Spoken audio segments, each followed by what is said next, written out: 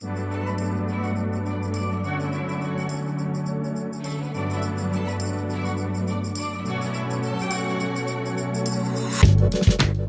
is it guys, the all-new 2020 Nissan Almera Turbo for Malaysia. In this video, we're going to take a look at all three variants available for the Malaysian market, what the differences are, and we're also going to take a quick drive to see our first impressions of this brand new B-segment sedan model, fresh for the market. Let's take a good look.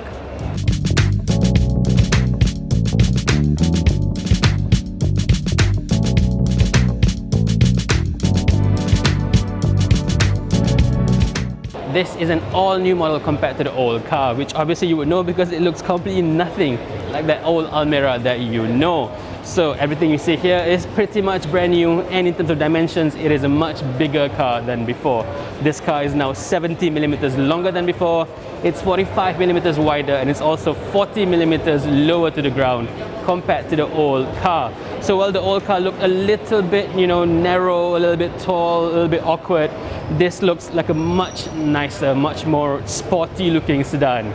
There are quite a few surprises with this one, but I'll start with safety first, because this car comes as standard with AEB across all three variants. This is an unprecedented move for a B-segment sedan like this, and I think it's absolutely brilliant that AEB is now standard across the range. That is how it should be. Safety should not be an option, any car, any price. Secondly, this car has a brand new 1-litre 3-cylinder turbocharged engine under the hood. This is a pretty high-tech one. It has an electronic wastegate for reduced turbo lag, and inside the engine this uses something called mirror bore coating, which is something taken directly from the Nissan GTR. Now this reduces friction around the piston rings, and it improves your fuel consumption as well. So Nissan claims that this can average 18.4 kilometers per litre, and even though this has a rather small fuel tank at just 35 litres, its maximum range can be as much as 650 kilometers. In terms of numbers, this makes 100 PS, which is not much, I know, but what's more important is the torque. This car has 152 Newton meters of torque, and that is spread across from 2,400 RPM to 4,000 RPM.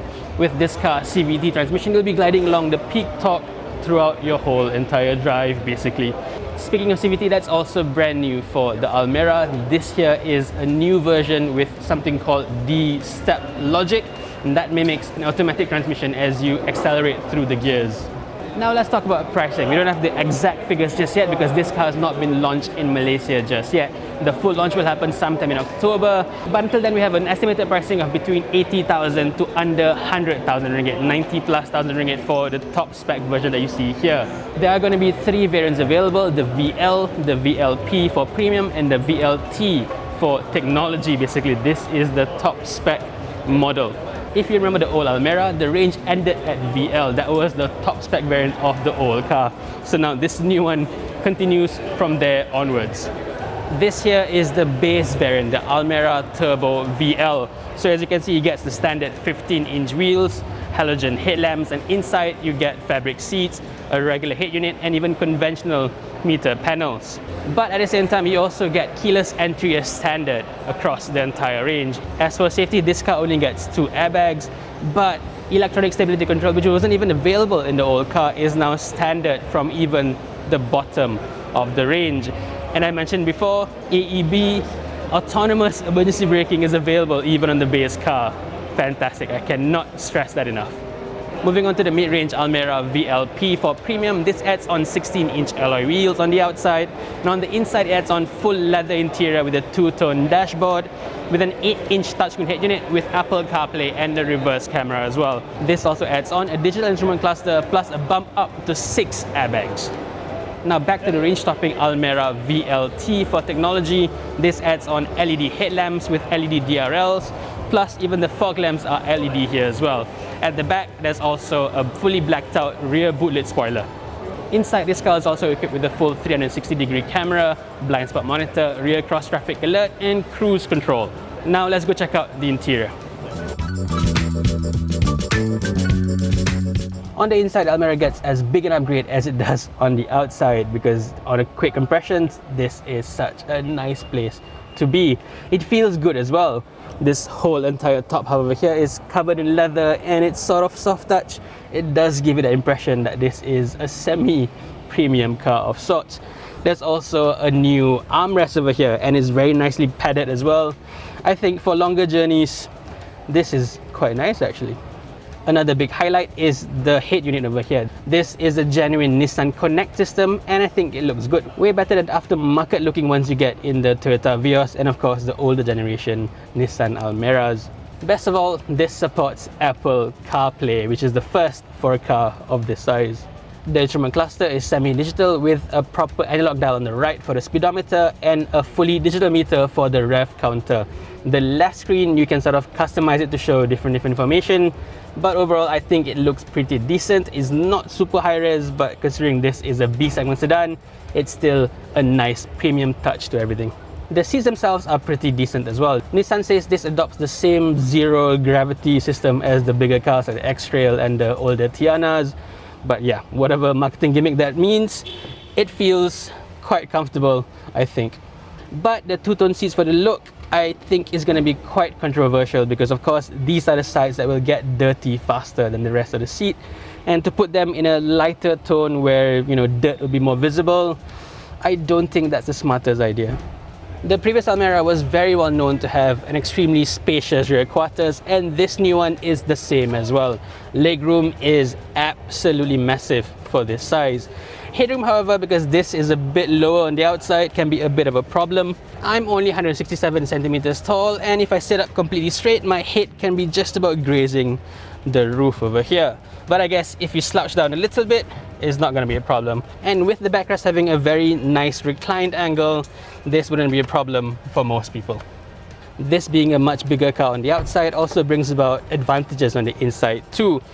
The old Almera was very spacious in terms of leg room, but shoulder room was a bit tight, especially if you were to fit 3 people in the back.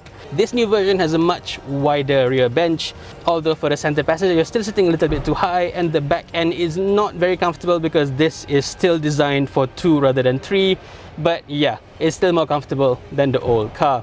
In terms of amenities, you just get a single USB charging port over there and no rear aircon vents, but yeah, that's just the way it is. The boot is a decent 482 liters and you can fold the rear seats down for longer items. Underneath the boot floor is a space saver spare tire. Alright, let's now take a quick drive to test out the all-new 1-litre turbocharged engine in the Almera. Okay guys, here's a very quick first impressions drive of the 2020 Nissan Almera Turbo. So this is not going to be a full proper review of this car, it's just a first taster. But basically this is what you will be experiencing when you go test drive the car at the showrooms and whatnot. So as people say, first impressions count, right? So the first thing you'll notice in this car is that it does feel very, very spacious inside, and driving it, it's very easy. The steering wheel is very light, it's easy to maneuver around, and I do like that the steering wheel itself is very thin.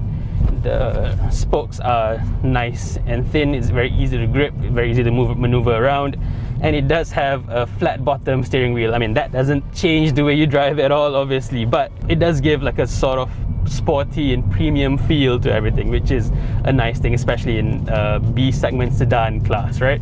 I'm just going to go through things that I think you would want to know with this car. So number one, this has a 1-litre 3-cylinder engine, so you'd want to know whether it feels like a, you know, Perodua Viva, Perodua Asia, right?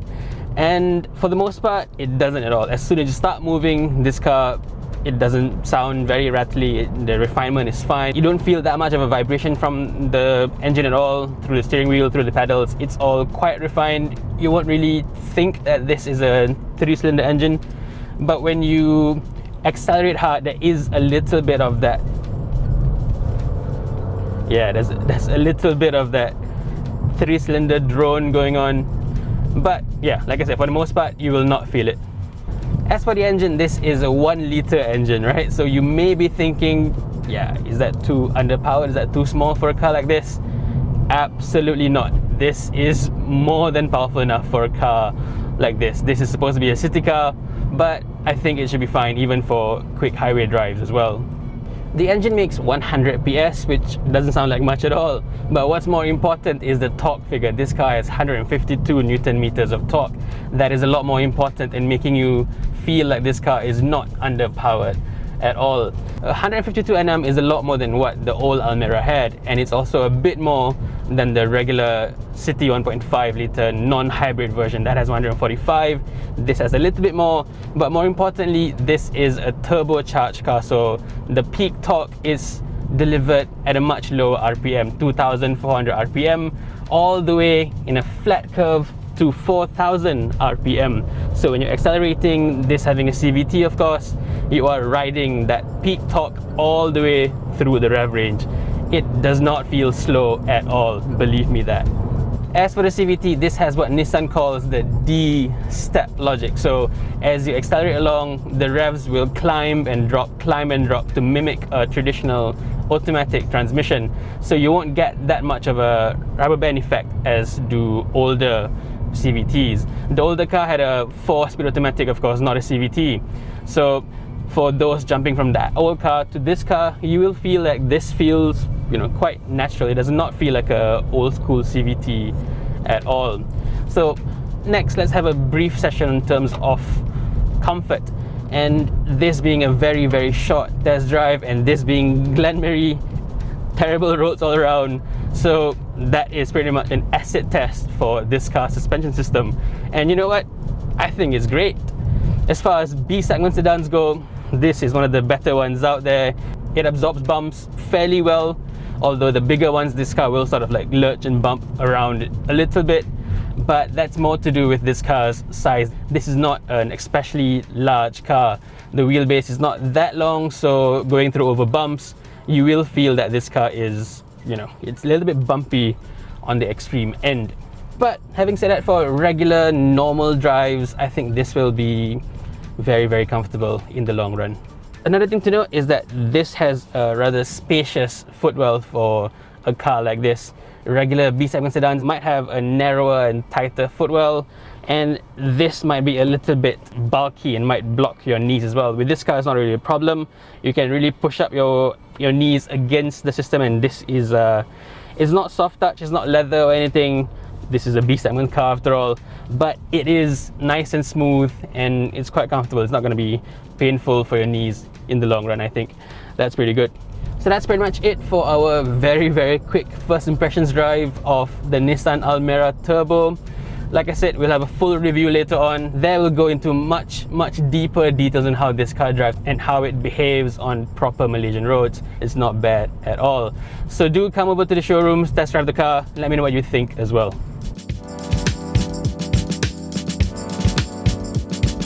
So that's it for our quick first impressions of the all-new 2020 Nissan Almera Turbo for the Malaysian market. It has a lot of things going for it. It looks fantastic on the outside, it has a very spacious interior, it has a turbocharged engine, and as for safety, I cannot stress enough the importance of having AEB across the entire range. Well done, Nissan. Well done indeed. So over to you, what do you think of the new Nissan Almera? What do you think of this against the latest Honda City? Let me know in the comment section below, and thank you for watching. Stay safe, everyone.